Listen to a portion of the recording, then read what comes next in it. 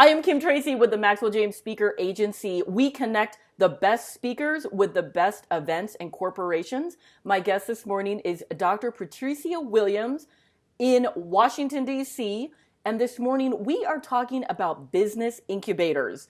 And we just started kicking around this idea a couple of minutes ago. So talk to me about your business incubator and what you did and what the inspiration was to create it. So I think one is I enjoy seeing people realize their dreams and their perspectives. And quite people come and they're very good at one particular thing. So let's say, for example, you're a great technician. You know how to do plumbing and HVAC. But you really don't understand the business aspect of how to run an effective and successful business. So what we do, we bring them in, do an assessment, and then we figure out where they are and where they need to be. So we already have a knowledge management team.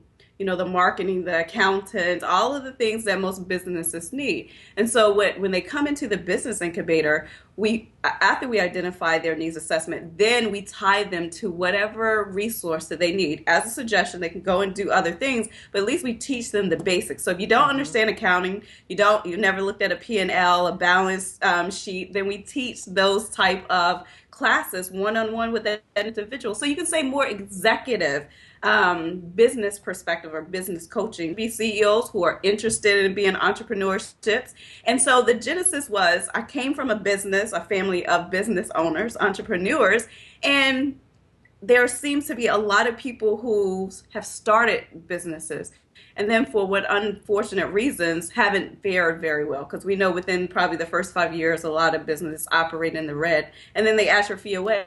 So the objective was let's help them, let's educate them, let's teach them, and then you can always come back and identify as you go throughout the maturity of your business, hey, I need this help, giving some advice and counseling with that. So once an individual come into our organization as a business incubator client, they're with us for a lifetime should they choose. And we provide free advice. And then if they want to come back or they have some different opportunities, we have that dialogue with them. So it's starting their businesses, and then we come in and do workshops, we do training that are associated with whatever their needs are. So our objective is make them and their organizations successful. Awesome. What types of companies do you work with? I mean, here in Denver, I've done some research before this conversation, actually. A majority of them are based on tech. What if you're not a tech company? What if you're, a company like me or a company like you, the nonprofit? Can you come to your incubator, and do you have to be located in Baltimore, Washington? Absolutely not. And thank God for technology, right? Because you and I are having this great dialogue, and you're in Colorado where there was snow, and I'm here at 70-degree weather in DC. Yeah! It's coming. It's coming.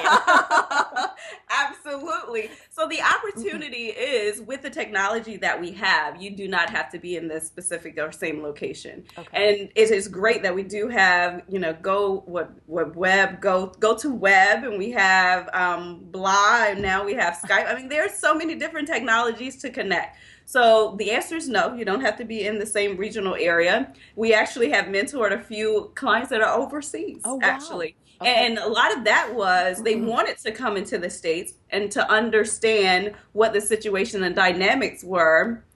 Yeah, it stopped. Did you notice that? Keep going. All right. I thought I lost you. So, we have had clients from overseas, but we also have small businesses, organizations who identify that they may be having some difficulties in one area or another, and we partner with them. So we've been the entire gamut from a small business, like you said, to nonprofit organizations, to some large organizations as well. And a lot of the times when I do executive coach, it is a lot of times with the federal government, their SESs, general officers, they come in and they want an executive assistant who provides an assessment to them and 360 evaluation and what they can do better, what they can do different from a personal and professional perspective. Okay. Now, we also have a lot of military professionals. They are retiring. They are lifers. You are a veteran, and can you tell me an example of maybe a veteran that you've helped through the incubator? Sure. So she actually lives in Atlanta. Good, good. And she's flown down a few times. But one of the dynamics was fear paralyzes, or the unknown sometimes paralyzes. And as she had been in the military, one of them was 32 years, the other one was 28 years. And then they wanted to figure out, well, what do I do next? Mm-hmm. And because a lot of them were senior, colonels, 1 star, the determination was, I don't want to go and work for someone else. So we worked the process with one of our clients in Atlanta. Was we understood that's what she wanted to do, stand up an organization, but she didn't understand contracting. She did not understand the acquisition process to get into the federal government. So we walked the process of how to get it done, how to get, go into the Small Business Administration in our area, where she was going to incorporate, because, yeah, that has a lot of things to do. So it's like boots to ground or boots to entrepreneurship. And we walked that process, and so we've also done grant writing or acquisition, when they have a request for proposals, showing and teaching them how to look at a proposal, what it really means, how you should probably construct that, and assist them from a proposal writing perspective. So we basically do an individual development plan with each of our clients to figure out what it is they need, and then we try and provide some suggestions and recommendations for where we think the blind spots and those gaps are, right? And so when they actually do come to fruition and they start their organization, we actually come in and do an organizational assessment. Okay. Right. So, because a lot of times this is what we theorize, and then when you actually inculcate it, then we look at it from a processing, we look at it from a leadership perspective, looking at the organization from a holistic perspective, and says, these are some of the recommendations I would recommend to you. And then should they choose to continue with our services, they can, but at least gives them a perspective. And the organization assessment are free to our clients because we want them to be successful. Right. And a lot of times you are great at what you do will allow someone else who's great at what they do to assist you to move forward. Right. Now, a lot of small business owners, they kind of get the school of hard knocks where they learn how long that grant writing process is. They learn that, maybe small business, funding, if you will, is not the right thing to do. Can they come to your incubator for funding guidance and assistance? Absolutely. I actually have a gentleman right now that I'm working with, because a lot of people understand or think that I want to be in business, especially those who want to help from a workforce development or activist perspective, is I have to use my own money. Right. And the first thing I tell them, stop. No, don't do that. That might, or consideration.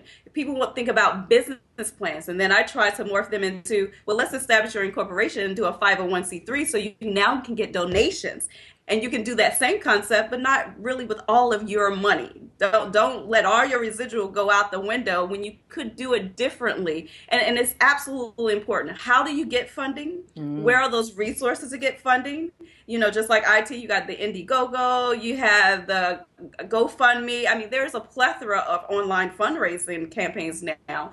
And bringing all of that together and building from all those swim lanes, the marketing, the outreach, and several others, of course, and then saying, well, let's strategize where we think you should go before you ever initiate that first step out.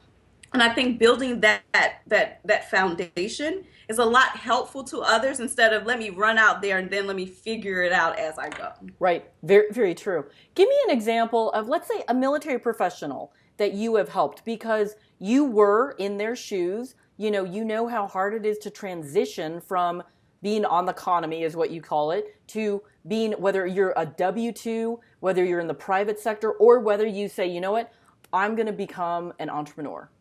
Awesome. So I had a client who was in Delaware. She was a master sergeant retiring for a long period of time. And she actually wanted to become a recovery coach. That's when she came to me. She said, hey, I want to be a recovery coach. I had never heard of what a recovery coach was. Now I'm a recovery trainer. So I definitely appreciate it. See, I learned something in these business incubators as well, right?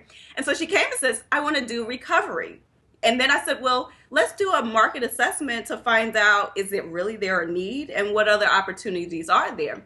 And so once we did the market assessment and found out not only was there a need in Delaware, one, they don't have a lot of transition halfway homes for veterans. And the need at VA is we need to put our veterans, homeless veterans somewhere. So let's consider that. So based off the discussion, getting the market research, doing the dialogue, and I went to Delaware quite a few times with her. Now she owns her own transition halfway Oh, wow. house. She's a certified peer coach, and she teaches other people how to be peer specialists. So we take the nugget and then we do a lot of outreach and really doing a lot of data calls to find out what's the need, where are the blind spots, and how can we assist. And sometimes their direction changes. So I think where she started and where she is, she's a lot happier because now she has more wraparound services. Okay. And it was a great educational perspective. Right. And unfortunately, in Delaware and probably in a lot of different cities, when you're talking about veterans, we have more need than we have the capacity for them. So that's what we did for about a good year and a half. And Okay. now she's looking to open up additional homes because the Okay. need in Delaware is out there. Huge, huge. Yeah. Nationwide, it's huge, right? Absolutely. Huge. Absolutely. And we hope to end homelessness for homeless. But until then, we still need those people who are willing to go out there and provide that support. Absolutely. And then the other thing is a lot of my clients become success stories to others, and I bring them in. So when we're doing other workshops, they can tell their own personalized story. Now, with the media, a big challenge is a lot of people think, oh, I saw it on TV. You can get funding so easily. It's so easy to start your own company. You have started several organizations. How do you work differently, or do you, with, let's say, somebody who's very young, let's say early 20s, mid 20s, compared to somebody who might be in their 40s or 50s? That's a good question. And to consider it, I don't know if I do much that's different except what their expectations are. I actually have a young lady now who's in college. She's 18 years old. And when she came to me, I thought she was a lot older, just so mature. And then when she told me she was 18, I was like, wow, okay, let's do this, right? You're my youngest client. And so what she wanted to do was be a recruiter because a lot of times, like when people are looking for houses, they have a recruiter to help them find a house. When you're looking to rent a home or something else, you have property management. But let's think about the organizations who run assisted living, the small businesses who have like rooms for rent that we provide to VA and etc. We don't really have a recruiter. Okay. So what she decided, what she wanted to do was focus on an assisted living facility and be a recruiter. And in Baltimore, we have a plethora of assisted living. So she does that outreach. She finds the clients. She meets all of the housing providers, and then she tells them about the clients that she has, and she charges them 30% for finding for a recovery fee. And it's a great concept. She can continue to work in college, supplement her income, and what she's doing going forward, she's going to be in media. That's what she's going to college for, and it gives her a great perspective to implement her marketing skills and core competencies now. Absolutely. So we're working with her to build her organization, maybe short term, but eventually long term, she'll come back. Absolutely. What do you say to somebody who's like, Patrecia, I went to college, I majored in this, I'm really artistic, but I have no idea what I want to do, but I'm so passionate about X. How do you take somebody who is kind of, I think they're very normal, they just have no idea, but they know they don't want a traditional 9-to-5 job? Well, I think I could echo that. Have I had a 9 to 5? Absolutely. But I have to do what I have to do what I want to do. So I think I could probably resonate with that person very well, right? And I think, again, it's asking more questions than making more statements. Actually drilling down to figure out what is it they really want to do, whether they're passionate. Because one of my main questions is, if you had the opportunity to do something and not even get paid, what would it be? And some people, especially like military, when they're preparing to transition, they don't know that answer. They don't. And I've had a full-bird colonel, 10 years that we've had this discussion, come back to me recently and says, I still don't know that answer, right? And so the opportunity is, a lot of times we get into the redundancy of work, and then we don't get back into what did I really enjoy as a child, or what do I really enjoy now? And so sitting down and really strategizing, what are you passionate about? Because we're going to be in the workforce a long time. Let's do something you enjoy, right? And so with that individual, just like the individual 18-year-old is still based on the core perspective of what do you enjoy and how do you want to get there, and identifying your resources from a personnel, a cost, schedule, performance, and putting that all together so that you're comfortable with. Because a lot of times the longest journey is the first step. It is. And so some people, I have even had the opportunity to counsel or to, work with. And I've honestly given them my assessment stating, I think you're great at what you do, but being an entrepreneur, I'm not sure if you're ready. And those are hard discussions to have with someone. When people think, I work a 9 to 5 and I don't like that, and then you're going to become an entrepreneur, you're going to work 12, 16, 24 hours. And some people aren't ready. Oh, I don't want to do that. Well, you might not want to consider going into business for yourself, right? If you're not willing to have that 24-hour and the balance of life might be adjusted in those first couple of years, you might want to reconsider. And I've actually had some people say, thank you for your honesty. Let